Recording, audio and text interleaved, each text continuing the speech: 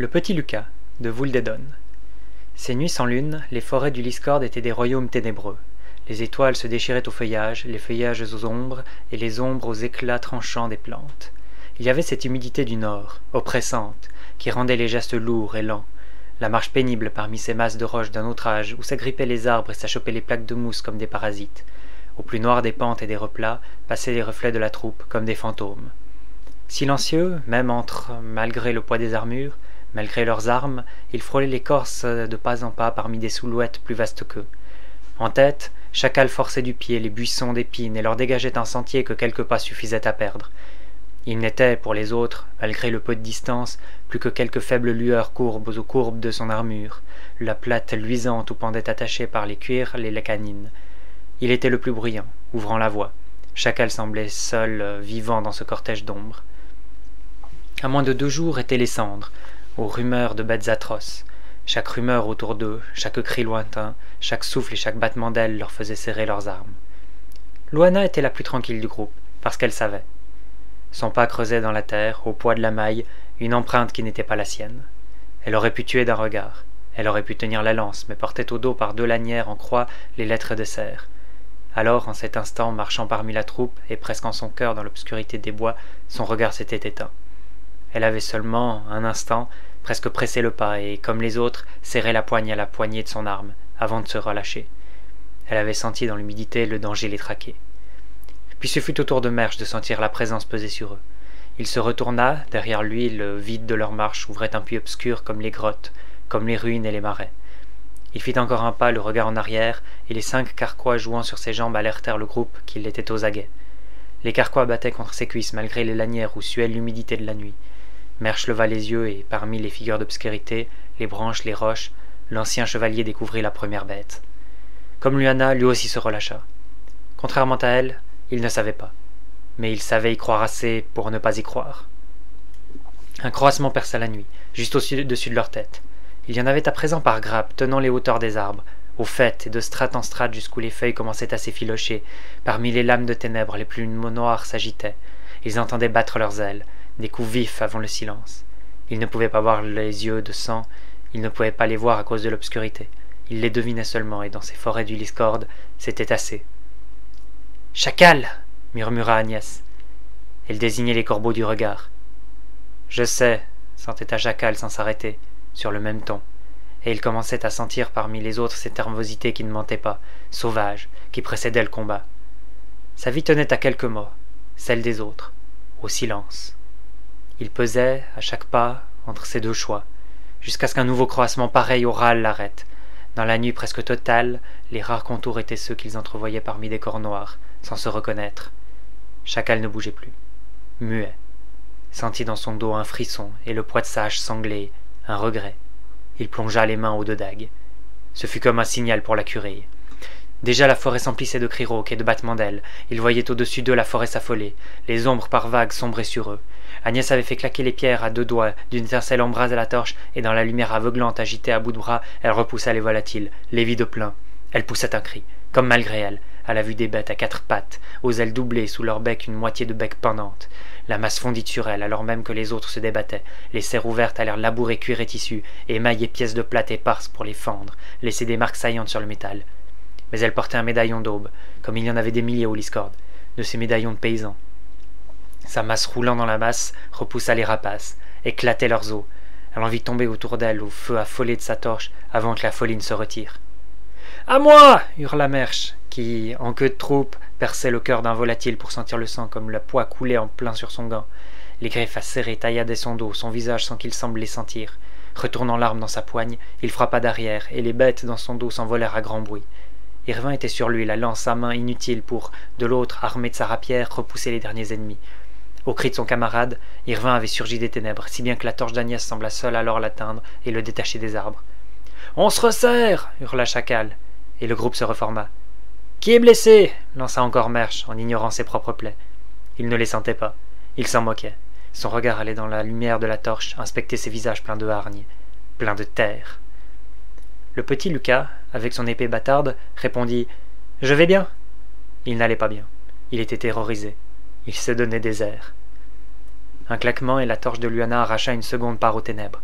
Autour d'eux, les arbres peignaient une frontière infranchissable, effaçant les directions et les sens.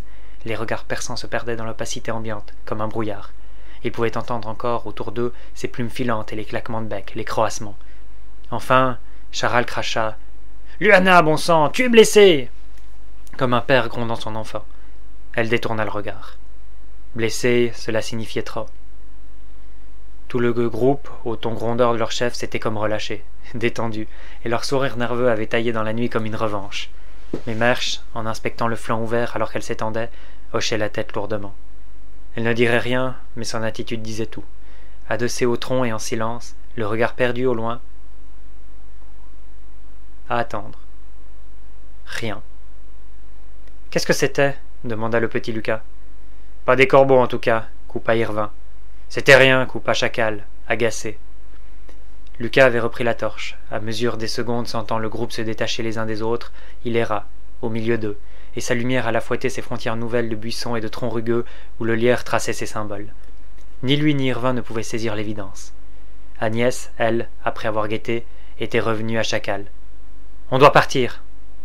Elle savait avoir raison. Elle avait raison. C'était tout ce qu'il leur restait à faire. Ce fut une sorte d'excuse trop faible pour être sincère, quand son chef se retourna vers elle pour lui lancer « Tu veux la laisser là ?» Il la défiait du regard, de répondre, et elle répondit oui, sans hésiter. Elle avait saisi l'évidence.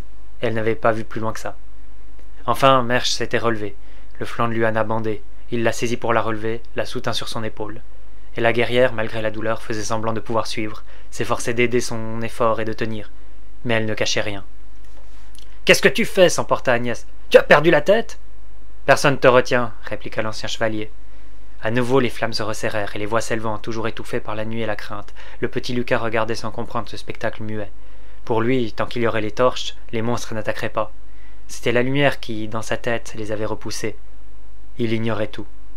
Ces croissements rauques autour d'eux, se multipliant crevèrent parmi leurs discussions, firent battre les cœurs. Soudain, le choix s'emportait, sans parole, par quelques gestes. Chacal détachait les sangles pour saisir sa hache et, dans le même geste, Mersch détachait son arc. Appuyée contre lui, Luana, silencieuse, jeta son regard sur le petit Lucas, qui faillit reculer avant de comprendre ce qu'on attendait de lui, et vint à son tour la soutenir. « Reste près d'elle » siffla Chacal, tandis qu'il reformait la colonne de marche. Seul Lucas, alors, croyait encore qu'ils iraient sans peine. Il voyait les torches, et dans ces torches s'ouvrir leur chemin parmi les arbres. La forêt s'arrachait dans leurs pas, traçait des spectres impossibles. Ils pouvaient lever la tête et voir, cette fois nettement, au-dessus d'eux, les corbeaux par dizaines, par centaines, couvrir toutes les branches jusqu'aux plus basses branches, et quand ils criaient, la moitié de bec pendante. Et peu à peu, le petit se mit à réaliser que les torches ne les repousseraient pas, qu'ils attendaient quoi, et il se mit à sentir plus nettement le poids que représentait Luana. Mais Mersch avait été chevalier, et Chacal était Chacal. Soudain les corbeaux se détachèrent des arbres, ces créatures de la nuit, se jetèrent sur le groupe. Ils se détachaient par rafales, 6 ou 10 ou isolés, pour s'abattre sur ces armes dressées contre eux. Le fer de hache en tête accueillit leur serre, crépita avant de tournoyer, et à l'avant le bruit d'os et de râles répandit aux râles bestiaux sous la masse et de la lame. Mersch saisit 3 flèches, les banda, sans viser, tira, et toucha 2 bêtes, qui volèrent avant de s'effondrer. Il savait, il sentait autour de lui les bêtes filer, tournoyer et son cœur battre, compter sur les autres pour le défendre. Son arc à nouveau tendu, les flèches filèrent taillées dans la masse. Un cri les alerta, et ils virent l'armure de Chacal transformée en un gouffre noir battant de plumes et de becs. Il piquait le crâne, raclait le métal, et aux articulations perçait jusqu'à la chair. La silhouette de leur chef chancela, s'abattit d'un côté avant de se redresser, et la hache siffla dans l'air net. 1 fois, 2 fois, puis 3 fois, arracha une vingtaine de corps démembrés à ses pieds. Agnès se portait à ses côtés. Surprise par les rapaces sur son flanc, elle recula, apeurée soudain. La panique aurait dû la tuer, mais le médaillon joua à son cou, et les cerfs filant sur son visage ne laissèrent que de fins traits rouges. Elle abattit sa masse, sentit l'aile double rompre avant de lever les yeux. La faune s'envolait à nouveau, et tout ce temps de combat, les corbeaux démembrés avaient tournoyé, 100, plus que 100, par plusieurs cercles denses au-dessus d'eux, comme les charognards au-dessus des charniers. « On se resserre » hurla encore le chef, et son poing levé força les autres sur lui. « On va pas tenir à ce rythme-là » cracha Irvin. « Sans rire » ne put s'empêcher d'ajouter Mersch, l'arc bandé entre 2 flèches. Dans son regard, quelque chose d'amusé. Sans attendre Chacal, leur avait donné l'impulsion de la marche. Alors leurs armes en main, la troupe s'était remise en marche. Lucas palpait à son bras là où les cerfs avaient frôlé, ce miracle où aucune griffe n'avait touché. Il sentait encore leur morsure brûlante, mais rien d'autre, et ce n'était que de la peur. Ce qui l'avait protégé, il en était persuadé, c'était Luana. Elle, son épée pendait au poignet. la pointe traînant dans l'herbe aux côtés de ses pieds. Il s'aperçut soudain qu'elle soufflait, de la difficulté à respirer. Et il comprit enfin, après cette éternité, ce concept infiniment simple. « Elle va mourir, murmura-t-il sans savoir, après coup, si la guerrière l'avait entendu.